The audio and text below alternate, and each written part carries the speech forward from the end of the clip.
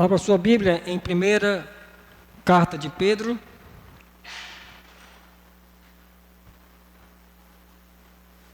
Primeira carta de Pedro, capítulo 2. E desta feita faremos a leitura do verso 4 ao verso 8.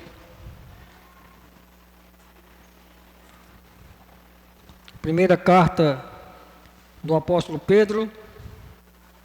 Estamos numa série nessa carta. À noite pregaremos o verso 9 e o verso 10. Mesmo assentados, mas com bastante reverência e atenção, acompanhe o que vai ser lido, porque mais uma vez será lido a palavra da salvação. A palavra que salvou cada um de vocês que são crentes nessa manhã. Mas essa também é a palavra da condenação, porque muitos serão condenados, ouvindo essa palavra e a rejeitando. Então peça que Deus lhe dê ouvidos para ouvir o que diz o Espírito nessa manhã. E a palavra de Deus, de forma inerrante, nos diz assim: chegando-vos para Ele, a pedra que vive, rejeitada, sim, pelos homens, mas para com Deus, eleita e preciosa. Também vós mesmos, como pedras que vivem, sois edificados casa espiritual, para serdes sacerdócio santo, a fim de oferecerdes sacrifícios espirituais e agradáveis a Deus, por intermédio de Jesus Cristo. Por isso está na Escritura: eis que ponho em Sião uma pedra angular, eleita e preciosa, e quem nele crê não será de modo algum envergonhado. Para vós outros, portanto, os que credes, é a preciosidade, mas para os descrentes, a pedra que os construtores rejeitaram, essa veio a ser a principal pedra angular, e pedra de tropeço e rocha de ofensa. São estes os que tropeçam na palavra, sendo desobedientes para os que também foram postos. Amém. Vamos orar mais uma vez, meus irmãos. Ó Deus, nós queremos te dar graça pela rica oportunidade que temos de ouvir a tua voz através dos textos que já foram lidos e agora, Deus, através da tua palavra que será pregada. A voz do Senhor que sai do púlpito, o Vox Dei. E que ao ouvirmos, ó Deus, a tua palavra, os nossos corações não sejam endurecidos, mas que nós possamos nessa manhã ser quebrantados e possamos nos voltar, ó Deus, para Ti. Que o Teu Evangelho, ó Senhor, que será lançado nessa manhã, alcance os nossos corações, transforme as nossas vidas. Que nessa manhã, Senhor, o Senhor possa usar a minha instrumentalidade para que a Tua igreja seja edificada pela Tua palavra. Que o Senhor Deus me dê a intrepidez necessária, a fidelidade, ó Deus, para que eu possa pregar o Evangelho, Senhor. E que o Senhor salve vidas, que o Senhor Deus salve vidas nessa manhã. Que o Senhor Deus, através da Tua palavra, Pai, possa desfazer toda a incredulidade que porventura exista entre nós. E que assim o Senhor Deus, ó Pai, em Tua infinita graça, possa abençoar os homens, as mulheres, os jovens, adolescentes e as nossas crianças que ficam, ó Deus, para serem abençoadas pelo poder da palavra do Senhor. E assim, Pai, nós Te rogamos nessa manhã, em nome do Senhor Jesus Cristo. Amém.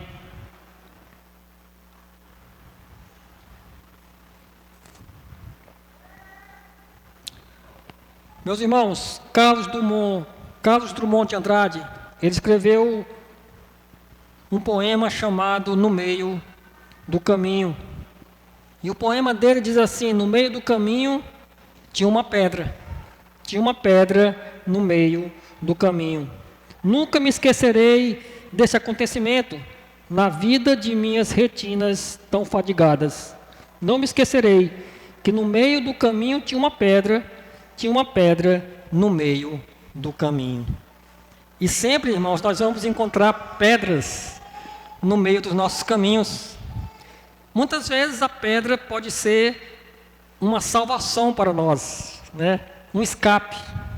Um dia desse eu precisei de uma pedra. Eu cheguei tarde lá em casa, tinha ido para uma reunião com o pastor Milton. Chegamos em casa já mais quase meia-noite e Denise estava dormindo. Pegou no sono, o celular longe dela, e eu fiquei tocando a campainha, mais de 1 hora. E Denise não acordava. E o que é que eu avistei? Uma pedra. Sei agora. Peguei a pedra e lancei na janela. O barulho da pedra acordou a Denise e eu pude dormir dentro de casa. Então, pedra para mim naquele instante foi uma bênção. Acordou minha esposa. Mas a pedra pode ser um tropeço. Você pode tropeçar numa pedra e você pode cair. Daí quando você está distraído, às vezes olhando o celular na rua, de repente taca o pé numa pedra, você olha logo para todos os lados para ver se ninguém viu aquele tropeção. E nesse texto, irmãos, Pedro vai apresentar Jesus como uma pedra. E da mesma forma que no dia a dia a pedra pode ser algo, um escape, uma salvação, ou pode ser um tropeço, ou causa de um acidente. Rochas já rolaram, já mataram pessoas. Também Pedro vai nos mostrar nessa manhã, irmãos, que há 2 caminhos em relação a Jesus como uma pedra. Que ou você é edificado sobre Cristo, sendo a sua igreja, ou você é esmagada por Ele. Há essas 2 posições, há essas duas condições, que ou você é edificado sobre Cristo, ou você é esmagado por Ele. Isso é o que nos diz o Evangelho. Isso é o que nos diz a palavra de Deus nessa manhã, em 1 de Pedro, capítulo 2, do verso 4 até o verso 8. Irmãos, nós estamos pregando na carta de Pedro já há mais de um mês, e nós sabemos que o apóstolo Pedro, ele está escrevendo essa carta para igrejas que ficavam ali em províncias romanas. E sendo assim, sabemos que o Império Romano era algo terrível, era inimigo de Cristo. Sendo Cristo unido a essas igrejas, ele era inimigo das igrejas. E logo, uma conclusão é que essas igrejas estavam sendo perseguidas. Esses irmãos estavam em meio a muitas lutas, a muito sofrimento, porque o amor de Deus e o sofrimento, eles não são excludentes. Um não exclui o outro. Deus nos ama, mas mesmo assim nós podemos, como igreja, passar por lutas. De forma individual, passar por lutas. Mas nós somos o corpo de Cristo. E Pedro está escrevendo essa carta, levando consolo a esses irmãos, levando esperança a esses irmãos, através do Evangelho. E aquilo que Deus já fez através de Cristo por eles. Pedro já falou de eleição, da misericórdia de Deus, da regeneração. Mas Pedro, irmãos, ele escreve de forma pastoral. E aí Pedro começa também pastoreando esses irmãos a desnudar alguns pecados que aquelas igrejas, aqueles irmãos, em meio às lutas, estavam cometendo. Aí Pedro lança toda uma carga de uma teologia salvífica, e agora ele começa a chamar a atenção para uma vida de santificação.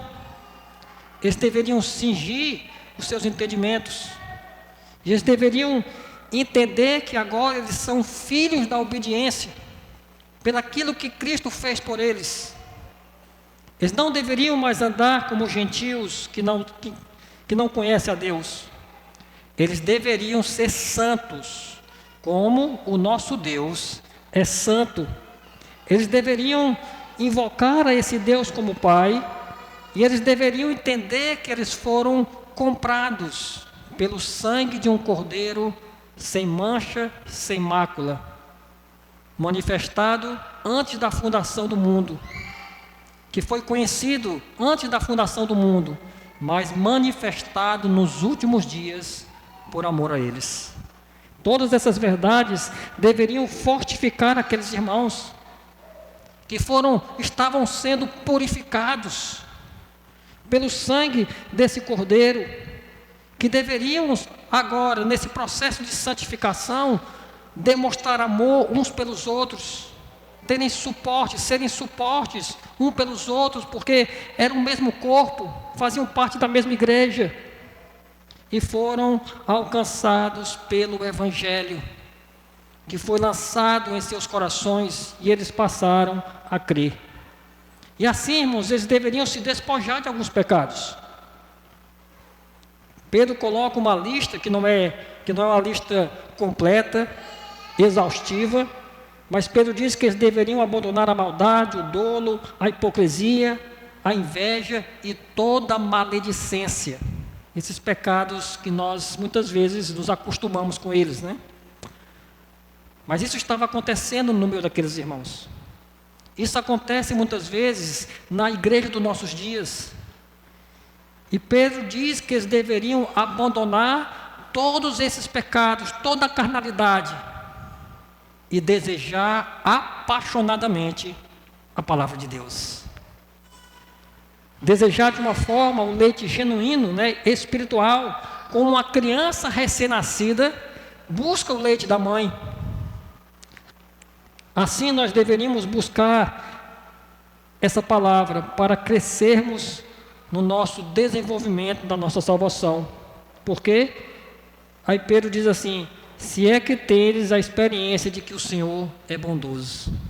Se nós temos a experiência, se nós temos vivido essa experiência da bondade de Deus em nossas vidas, se isso é uma verdade para nós, Deus é bom. E Deus demonstra a sua grande bondade quando Cristo morre no nosso lugar. Não há prova maior da bondade de Deus por nós. E se nós temos experimentado essa bondade, não deve mais haver lugar para maldade, para dolo, nem para hipocrisia, nem para inveja e nem para maledicência. E essa ordem de Pedro só tem sentido porque ele já falou da graça. Porque lembre, é para os crentes que Pedro escreve essa carta. E talvez você aqui nessa manhã diga assim: pastor, então eu não sou crente, mas eu não vou mais praticar maldade, nem dolo, nem hipocrisia, não vou ter mais inveja e nem vou falar mais mal de ninguém. Mas eu quero dizer para você, irmãos, que abandonar tudo isso aqui sem Cristo é inútil, porque as obras não salvam. Isso aqui só tem valor porque eles estão em Cristo, né? Eles serão salvos pela obra de Cristo, pela obediência de Cristo. E aí, sendo salvo pela obediência de Cristo, pela obra de Cristo, você, no processo de santificação, você começa a abandonar tudo isso, porque Cristo morreu para os seus pecados. E aí nós chegamos no versículo 4, onde nós veremos o nosso primeiro ponto, a preciosidade de Cristo, da pedra que vive. Pedro diz assim: chegando-vos para ele a pedra que vive, rejeitada sim pelos homens, mas para com Deus eleita e preciosa. Chegando-vos para ele quem? Cristo. Nós devemos nos achegar para Cristo Jesus. No versículo 3 nós sabemos que Pedro está falando do Pai, do Deus Pai. Mas agora ele diz que nós devemos nos chegar para ele quem? Cristo Jesus, que também é divino. Até o capítulo 3, o nome Cristo não vai ser mencionado, mas nós sabemos pelo contexto que é de Jesus que Pedro está falando. E nós devemos nos achegar a Ele, meus irmãos. Nós devemos nos aproximar cada vez mais de Cristo. Nesse nosso processo de santificação, nós devemos sim, cada dia mais nos parecer com Ele. Mas esse achegar também, irmãos, no ponto máximo é o culto. É hoje que nós nos achegamos cada vez mais a esse Deus que é extremamente bondoso. Nós nos achegamos a Deus através de Cristo Jesus. E Pedro vai dizer: chegando-vos para Ele a pedra que vive. Uma pedra viva. Crianças, vocês nunca devem ter visto uma pedra viva, né? Uma pedra andando, falando, correndo, a não ser no desenho animado. Mas Pedro aqui, ele usa a expressão veterotestamentária, dizendo que esse que nós devemos nos achegar é a pedra que vive. E essa figura da pedra, irmãos, ela vem lá da antiga aliança. Na verdade, Pedro, a partir daqui, ele vai usar muitas expressões veterotestamentárias, ou seja, da antiga aliança. Abra sua Bíblia lá em Êxodo capítulo 17. Êxodo capítulo 17.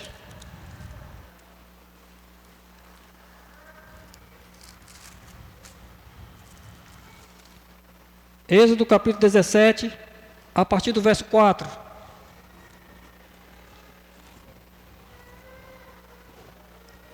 O contexto é o povo saindo lá do Egito, estão no deserto, não tem água e eles começam a reclamar.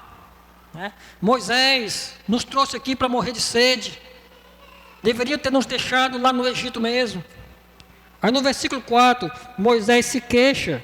Êxodo 17, 4, Moisés se queixa ao Senhor. Então clamou Moisés ao Senhor: o que farei a este povo? Só lhe resta apedrejar-me. Respondeu o Senhor: passa adiante do povo, toma contigo algum dos anciãos de Israel, leva contigo a mão o bordão com que feriste o rio e vai. Irmãos, isso era de gelar a espinha, isso era de causar medo. Deus diz a Moisés: Moisés, pega os presbíteros, porque a palavra ancião aí poderia estar traduzida como presbíteros, pega os presbíteros de Israel, pega o bordão, Moisés, com o qual feriste o rio. Ou seja, o bordão, irmãos, é o instrumento de juízo. É como se Deus dissesse assim: Moisés, acabou para esse povo. Eu vou matar todos eles agora.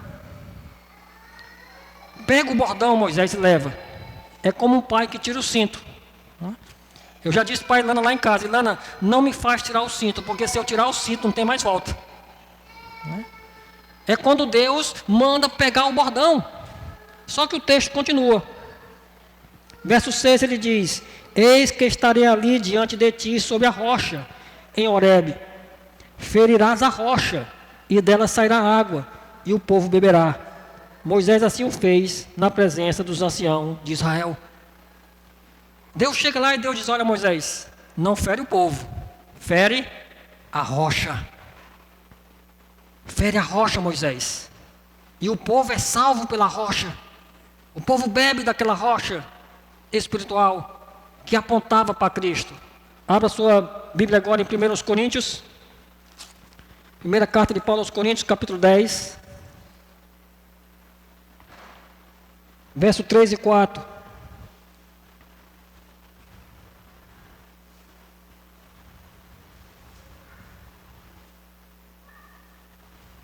Primeiros Coríntios 10, verso 3 e 4, a palavra de Deus diz assim: e todos eles comeram de um só maná, de um só manjar espiritual, e beberam da mesma fonte espiritual, porque bebiam de uma pedra espiritual que os seguia, e a pedra era Cristo. Veja, a figura da pedra apontando para o Senhor Jesus Cristo. E aqui Pedro chega e diz que nós devemos nos achegar para Ele, a pedra que vive. Uma pedra viva, que nós nos achegamos a Ele como povo de Deus, que estávamos mortos nos nossos delitos e nos nossos pecados, e nós passamos a viver também, porque Ele é a pedra que vive. Isaías sempre apontou para Cristo: Ele é a pedra, Ele é a pedra. A antiga aliança usava muito essa figura da pedra, a qual era a rocha de salvação, a segurança de nossas vidas. Mas essa pedra, irmãos, o apóstolo Pedro diz que é rejeitada sim pelos homens.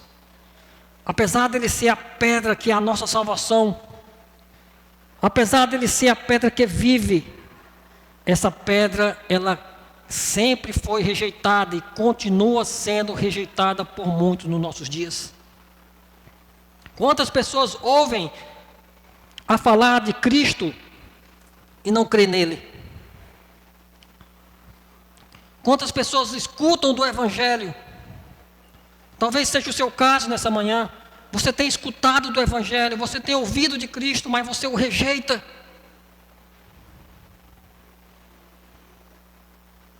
Ou talvez você diga assim: não, pastor, peraí, eu gosto muito de Cristo. Eu não tenho nada contra Ele. Eu acho Ele muito legal. Mas muitas vezes você rejeita a sua obra. Porque você pode dizer que crê em Cristo, mas aí você rejeita a obra de Cristo. Veja um exemplo disso lá em Mateus capítulo 16. Mateus capítulo 16.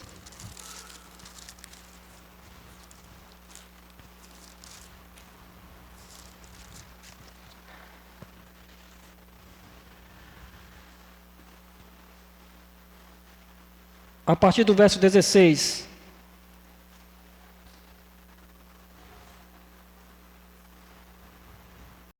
Jesus pergunta o que o povo está dizendo sobre quem é o Filho do Homem. Aí no verso 16, Pedro, com toda intrepidez, coragem e de forma certa, ele responde. Respondeu Simão Pedro, disse: Tu és o Cristo, o Filho do Deus vivo.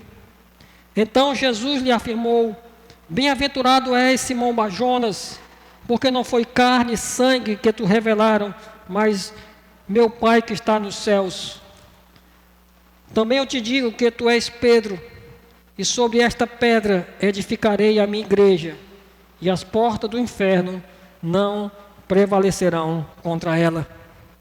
Esse texto é usado pela Igreja Católica, para dizer que a igreja está fundamentada sobre Pedro.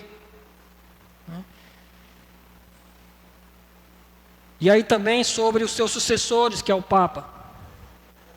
Não sei se os irmãos lembram, mas quando João Paulo II morreu, algumas pessoas choravam e diziam: partiu a nossa rocha, partiu a nossa pedra.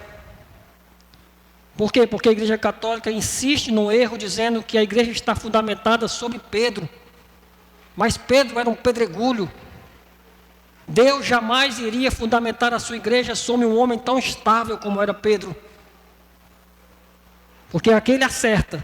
Ele diz: tu és sim o Filho do Deus vivo. Mas logo depois, Pedro nega a obra de Cristo. Veja no versículo 21. Desde esse tempo, começou Jesus Cristo a mostrar a seus discípulos que lhe era necessário seguir para Jerusalém e sofrer muitas coisas dos anciãos, dos principais sacerdotes, dos escribas, e ser morto e ressuscitado no terceiro dia. E Pedro, chamando-o à parte, começou a reprová-lo, dizendo: tem compaixão de ti, Senhor, isso de modo algum te acontecerá. Mas Jesus, voltando-se, disse a Pedro: arreda, Satanás, tu és para mim pedra de tropeço, porque não cogita das coisas de Deus, e sim das dos homens. Ele disse: tu és o Cristo, o Filho de Deus. Mas quando Jesus estava falando para ele da obra redentiva, é necessário que eu vá para Jerusalém, que sofra muitas coisas, que eu seja cuspido, que eu seja acusado, que eu seja condenado, que eu seja morto naquela cruz e ressuscite ao terceiro dia. Pedro renega tudo isso dizendo: não, Senhor, de forma nenhuma isso vai te acontecer. Isso mostra que Pedro não tinha segurança ainda. E Cristo diz a ele: arreda-te, Satanás, porque tu não cogitas das coisas de Deus, mas dos homens. Ele reconhece Cristo como Filho de Deus, mas ele renega a sua obra. Talvez seja o seu caso nessa manhã. Você diz que ama Cristo, você diz que crê em Cristo, mas você renega a sua obra. Você não reconhece que você precisa dele para ser salvo, que ele morreu por você na cruz. E todas as vezes que você ouve o Evangelho, mas você não obedece o Evangelho, você está rejeitando a pedra. Você está dizendo que você não quer essa pedra viva em sua vida. Sim, rejeitada pelos homens, mas para com Deus, eleita e preciosa. Cristo mesmo sendo rejeitado por muitos irmãos. Ele é a pedra eleita e preciosa para Deus. É por isso que você é eleito. É por isso que você foi eleito. É por isso que Pedro começa essa carta dizendo que aos irmãos que eles são eleitos segundo o conhecimento de Deus. Nós somos eleitos porque Cristo ele é eternamente eleito por Deus. E precioso. É a pedra preciosa para Deus. Não há nada mais que Deus ame do que o seu próprio Filho.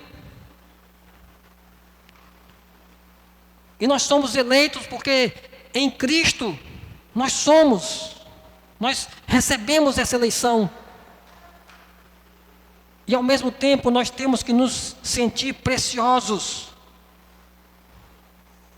para Deus. Porque assim como Cristo, irmãos, nós também somos rejeitados muitas vezes. E rejeição não é coisa boa. É coisa ruim. Não sei se você, quando era solteiro, ou você jovem, se você já teve a experiência de ter sido rejeitado por aquela pessoa que você era apaixonado, né? Parece uma bobagem, mas dói tanto, né? Qualquer rejeição dói bastante. Às vezes o rapaz se declara para a menina e a moça diz assim: olha, você é bom demais. Você é perfeito demais que eu nem te mereço, por isso eu não te quero. Essa é uma das que dói mais. Mas às vezes você é rejeitado no seu trabalho, você é rejeitado na sua escola, você é rejeitado pelo seu pai, pela sua mãe, pelos seus filhos. Mas quando nós somos rejeitados, irmão, nós temos que nos lembrar que Cristo também foi. Mas nós temos que nos lembrar que nós estamos unidos a Ele. E se Ele é precioso para Deus, nós também somos. Há uma preciosidade em Cristo, irmãos. E é exatamente esse Cristo que nos faz ser vivos. É isso que nós vemos no versículo 5. Também vós mesmos, como pedras que vivem, sois edificados, casa espiritual, para seres sacerdócio santo, a fim de oferecer sacrifícios espirituais e agradáveis a Deus, por intermédio de Jesus Cristo. Pedro se volta para a igreja mais uma vez e diz: também vós, como pedras vivas, nós somos edificados, casa espiritual. Você é a casa espiritual de Deus. A casa de Deus não é mais um local feito de alvenaria, como era na antiga aliança. Na antiga aliança, a casa de Deus durante muito tempo foi um tabernáculo móvel, uma barraca. Davi olhou para aquela barraca, para aquele tabernáculo e disse: isso não é justo. Eu moro em um palácio e Deus habita em um tabernáculo. Vou construir uma casa para Deus. Deus disse: você não, Davi, você já derramou muito sangue, mas teu filho Salomão fará isso. E a casa de Deus foi erguida com os materiais mais valiosos que havia na época. O povo começa a pecar contra Deus e Deus destrói aquela casa. Alguns anos depois da Babilônia, aquela casa ela é reconstruída. Não mais tão luxuosa como a primeira. Tanto que lá em Esdras capítulo 3 diz que muitos judeus que conheceram a primeira casa choravam, né, com saudade da casa lá feita por Salomão. Mas aí Ageu vai dizer assim, que a glória da segunda casa é maior do que a da primeira. Porque por mais luxuoso que fosse o templo de Salomão, o Deus encarnado nunca entrou nele, fisicamente. Mas Jesus veio para a segunda casa. É na segunda casa que ele entra, e é isso que torna a casa mais valiosa. Mas por causa da idolatria dos judeus, aquela casa também é destruída. E hoje você é a casa de Deus. A casa de Deus não é mais feita de pedra. O templo passou, ficou obsoleto há muitos anos. Quando o próprio Cristo disse à mulher samaritana, nem em Samaria, nem em Jerusalém.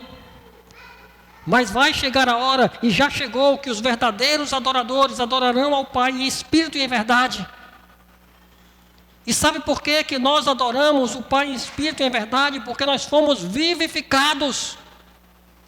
Porque os mortos não podem adorar a Deus. Lá em João 5, Jesus diz assim, vai chegar a hora, e já chegou, que os mortos ouvirão a minha voz e viverão. Então só as pedras vivas, irmãos, podem adorar a Deus. É por isso que nós somos edificados casa espiritual. Nós somos a casa de Deus. É por isso que precisa existir esse momento aqui, igreja reunida. Esse é o momento da casa de Deus estar reunida. E nós somos a casa de Deus. É por isso que essa história de desigrejado, irmãos, é um papo furado. Esse negócio, não, eu posso ser igreja na minha casa. Isso não existe. Nós somos a casa de Deus. Nós somos o corpo de Cristo. A extensão do corpo de Cristo ressurreto nesse mundo é o povo reunido. E como não existe mais um local específico, não existe mais um templo, nós sabemos que a casa de Deus está reunida nesse momento em vários outros lugares. Reunidos sendo de fato esse templo, para ser de sacerdócio santo, a fim de oferecer de sacrifícios espirituais agradáveis a Deus, por intermédio de Jesus Cristo. Somos casa espiritual e somos também sacerdócio santo. Aquela doutrina que foi resgatada na reforma, do sacerdócio universal. Todo crente é um sacerdote. Você não precisa mais de um sacerdote para fazer essa mediação entre você e Deus. Você sabe que na antiga aliança você não entrava facilmente no templo. Haviam guardas, haviam sacerdotes. E você jamais entraria no Santo dos Santos. Haviam vários rituais, sacrifícios para que uma pessoa estivesse na presença de Deus. Mas Deus está aqui. Nós somos a casa de Deus. Esse lugar que hoje ele é santo por causa da presença do Senhor. Nós estamos hoje na mesma situação de Moisés, lá no Monte Horebe. Quando teve aquela sarça ardente, a teofania, onde Deus falava com ele ali. E Deus diz a ele, Moisés, tire a sandália dos pés, porque a terra que pisa é terra santa. Mas o Horebe não era santo em si mesmo. Mas ele estava santo naquele momento, por causa da presença de Deus. Sabe por que essa reunião é santa? Sabe por que esse culto é santo? Por causa da presença de Deus aqui. Deus está falando com você através da sua palavra, da mesma forma que ele falou com Moisés através da sarça ardente. Você tem a palavra de Deus em suas mãos. E cada um de nós agora, irmãos, é sacerdote santo. Porque nós somos o templo. Nós somos a igreja. Nós somos a casa de Deus. É por isso que você não precisa de mediação para entrar no culto. Você não precisa de uma permissão para entrar onde você faz parte.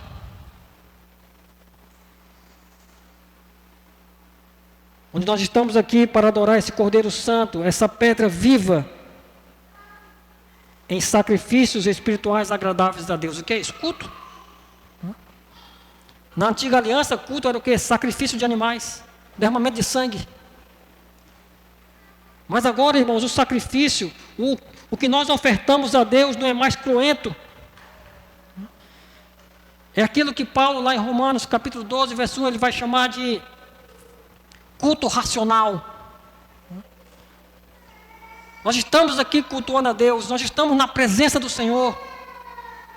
Mas muitas vezes cantamos uma música que diz: Deus está no templo, Cristo está no templo, Ele está no meio de nós. E nós não precisamos sacrificar nenhum animal nessa manhã. Porque nós podemos, irmãos, agora como sacerdotes santos, oferecer esse sacrifício a Deus por intermédio de Jesus Cristo. Ele é o nosso mediador. É por causa de Cristo que Deus recebe o nosso culto. Cristo ouviu a sua adoração nessa manhã. Deus recebeu o seu louvor. E não foi porque você canta bem. Não foi pela qualidade dos nossos músicos. Foi por causa de Cristo.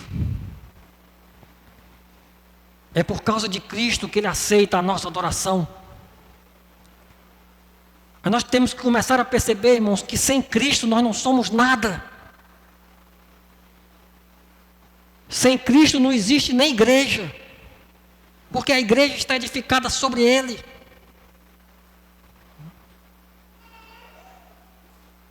É isso que Pedro vai começar a dizer, como ele cita, quando ele cita algumas passagens da antiga aliança.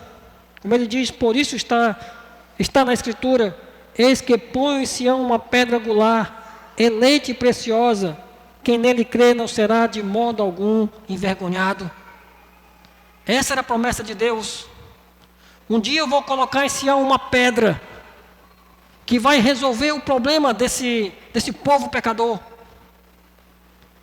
Essa pedra eleita, preciosa para mim, a qual a igreja será edificada sobre ela. Uma pedra angular, como Paulo cita lá em Efésios capítulo 2, né? Estamos edificados sobre o fundamento dos profetas, dos apóstolos. A pedra angular, que no contexto de Pedro, as construções tinham que ter essa pedra angular. Era a pedra que fazia um ângulo, que dava toda a sustentação à construção, à edificação. Que sem aquela pedra angular, a construção não permanecia, ela vinha abaixo. Nós entendemos, irmãos, que sem Cristo nós não somos nada. Sem Cristo não existe igreja, sem Cristo não existe salvação. Mas em Cristo nós estamos seguros. Porque ele termina o verso 6 dizendo, como diz Isaías: de modo algum envergonhados. Estamos seguros na rocha. Ela nos sustenta. Lá em Mateus capítulo 7, o Senhor Jesus diz que aqueles que ouvem a palavra de Deus e as praticam, é semelhante a um homem que construiu a casa sobre a rocha. E a casa ficou segura. Veio a chuva, transbordaram os rios, o vento deu com ímpeto naquela casa, mas ela não caiu. Estamos seguros em Cristo, irmãos. Estamos sustentados por Ele. Mas existe muitas pessoas que não estão vivas ainda. Existem pessoas que estão eleitas. E elas precisam ouvir de Cristo.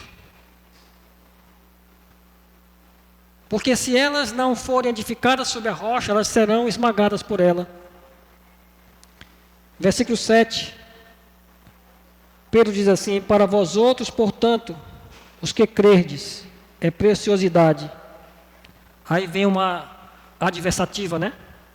Mas para os descrentes, a pedra que os construtores rejeitaram, essa vez ser a principal pedra angular, pedra de tropeço, rocha de ofensa. São esses os que tropeçam na palavra, sendo desobediente para os que também foram postos.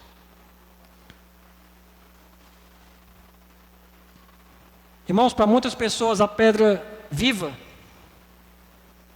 não é uma benção. É tropeço, é ofensa. Quantas pessoas se ofendem com o Evangelho, com a verdade do Evangelho? Para nós, os que cremos, a qual Deus nos deu a fé para crermos em Cristo, é preciosidade. Mas para os descrentes, irmãos, a pedra que deveria ser sustentação para eles, não é. Mas isso nos leva a pensar numa urgência da igreja, né? A principal missão da igreja, o ponto central da igreja, irmãos, é o culto. É a adoração a Deus. Essa é a principal missão da igreja. Se você é presbiteriano, você conhece bem a primeira pergunta do nosso catecismo. Qual o fim principal do homem? Adorar a Deus e se satisfazer nele para todo sempre. Então, adorar a Deus é a nossa principal missão. Veja que na antiga aliança, depois que eles voltam da Babilônia, Deus manda construir o templo. Por quê? Porque o único local de culto era o templo de Jerusalém. O templo era uma figura de Cristo, apontava para Cristo. Sem o templo não havia culto. Mas isso ficou na antiga aliança. Mas como é que as pessoas vão adorar a Deus? Elas precisam ser vivificadas. E como elas são vivificadas? Através do Evangelho. As pessoas precisam ouvir o Evangelho. As pessoas precisam ouvir de Cristo. E aí sim, a igreja é o canal de evangelização. É a agência de salvação nesse mundo. Porque é a igreja que proclama esse Evangelho. É a igreja que leva esse Evangelho aos perdidos. É a igreja que espalha o Evangelho nesse mundo. E não existe crente, irmãos, que não venha a evangelizar. Não existe crente que não venha a testemunhar daquilo que Cristo tem feito em sua vida. E você nem precisa esperar um dia a qual vai ter uma ação evangelística, né? Não, irmãos. O evangelismo deve ser um estilo de vida para nós. O campo é o mundo.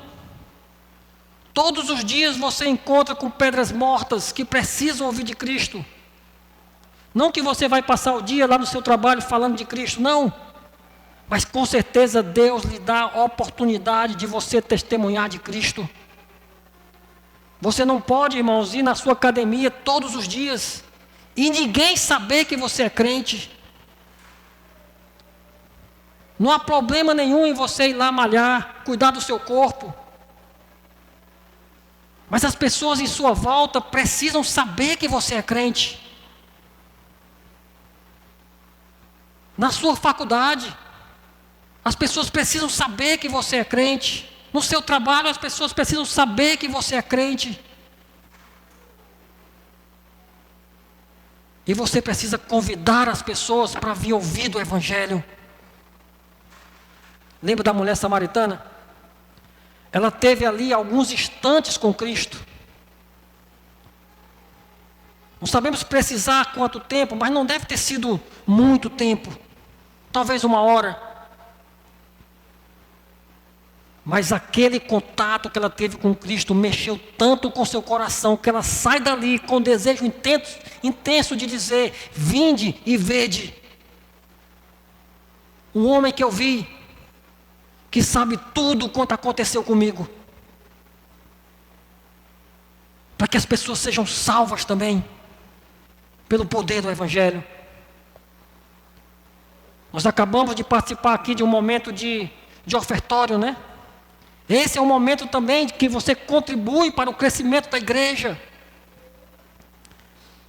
Para que a igreja possa plantar outras igrejas, como a nossa igreja está fazendo, né? Está plantando uma igreja lá em Serra, em Colina de Laranjeiras. E os seus dízimos e as suas ofertas são importantíssimos para que esse trabalho cresça. Essa igreja, pela graça de Deus, ela já tem uma filha. E é isso que deve acontecer, irmão. Igreja deve gerar igreja, ovelha deve gerar ovelhas. Para que pessoas sejam impactadas pelo poder do Evangelho. E deixem de ser pedras mortas e passem a ser pedras vivas, porque muitas pessoas foram eleitas antes da fundação do mundo, mas elas nem sabem disso. E como elas saberão? Pelas boas novas do Evangelho. Elas ouvirão a palavra de Deus e deixarão de ser pedra de tropeço, rocha de ofensa. Mas se elas não tiverem eleitas, irmãos, continua o versículo 8 dizendo: estes são os que tropeçam na palavra, sendo desobedientes, para os que também foram postos. E essa expressão final, irmãos, também foram postos, não é uma boa tradução. Existem muitas outras versões que dizem: para os que foram, para os que também foram destinados para a desobediência. E aí nós vemos assim, aquilo que muitas vezes as pessoas não querem aceitar, né? A dupla predestinação. Um Deus que elege para a salvação. E se você é crente nessa manhã, você foi eleito para a salvação. Mas um Deus também que destina para a perdição, como diz a nossa confissão de fé, capítulo 3. Que Deus, em seus eternos decretos, elegeu homens e anjos para a salvação eterna. Mas também pré-ordenou homens e anjos para a condenação eterna. Esses que não creem em Cristo. Esses que o rejeitam e o rejeitarão para sempre.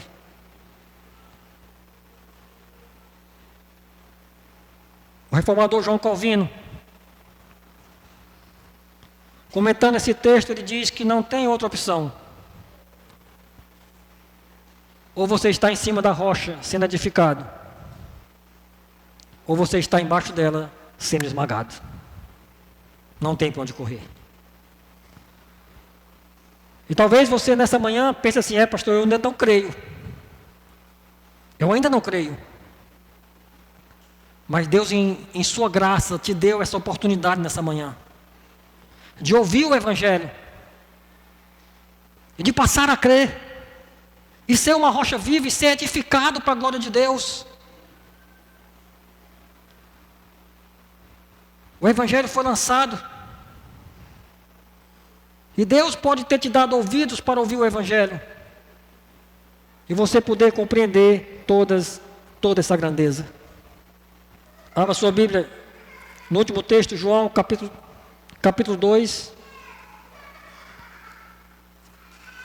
Evangelho de João, capítulo 2.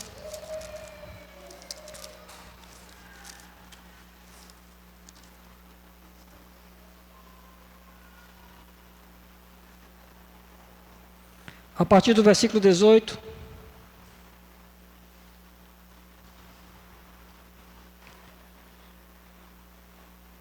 Perguntaram-lhe, pois, os judeus: que sinal nos mostra para fazer essas coisas? Jesus lhe respondeu: destruíste o santuário, em 3 dias o reconstruirei. Replicaram os judeus: em 46 anos foi edificado esse santuário, e tu em 3 dias o levantarás? Ele, porém, se referia ao santuário do seu corpo. Quando, pois, Jesus ressuscitou dentre os mortos, lembraram-se os seus discípulos que ele dissera isto, e creram na Escritura e na palavra de Jesus. Jesus disse: vocês vão destruir esse corpo, esse santuário. Em 3 dias eu vou reconstruí-lo. Escribas e fariseus, judeus incrédulos, disseram: como? Esse templo foi construído em 46 anos, e tu em 3 dias tu vai destruí-lo e vai reconstruí-lo? Jesus não disse que ele ia construir, que ele iria destruir, ele disse que eles iriam destruí-lo, porque ele estava falando dele. Eles iriam matá-lo naquela cruz, mas em 3 dias ele iria ressuscitar. Mas naquele momento, irmãos, seus discípulos não creram nele. Mas quando ele ressuscitou, eles passaram a crer em Cristo e na sua palavra. Quem é você nessa manhã? Aquele que crê em Cristo e na sua palavra? Você aceita a obra de Cristo? Ou você é aquele que o rejeita? Lembre que só tem 2 opções. Ou você está sobre a rocha, edificado por ela, ou você está embaixo da rocha, sendo esmagado por ela. E o Evangelho, a palavra de Deus, é a escada que faz você subir na rocha e ser salvo por ela.